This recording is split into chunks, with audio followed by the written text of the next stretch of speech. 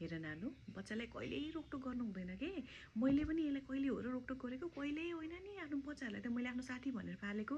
अब उसलाई मैले तिमी मेरो साथी, म तिम्रो साथी भनेर हुर्काएको हेर। जे भन्नुपर्ने हो भन। म त एकदम ओपन माइन्डेड हो नि। कहाँ त्यस्तो न्यारो माइन्डेड हो त, पुरै ओपन माइन्डेड हो नि।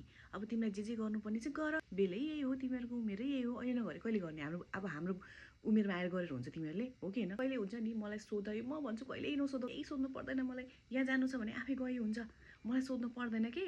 म त्यस्तो नाइ भन्ने मान्छे नै होइन। अनि अब त्यो गइसकेपछि अरूको मम्मीहरूले जस्तै फोन गरे गर्ने बानी चाहिँ छैन कि मेरो। अब आफ्नो लाइफ हुन्छ नि, पर्सनल लाइफ हुन्छ, स्पेस दिनुपर्छ के। कहाँ मैले फोन गरे गर्छु त उसलाई, सोध न।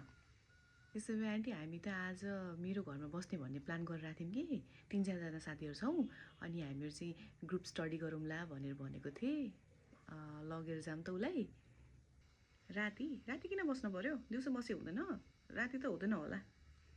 मैले होइन कि तिम्रो अङ्कलले मन पराउनु हुन्न त्यस्तो कुराहरू।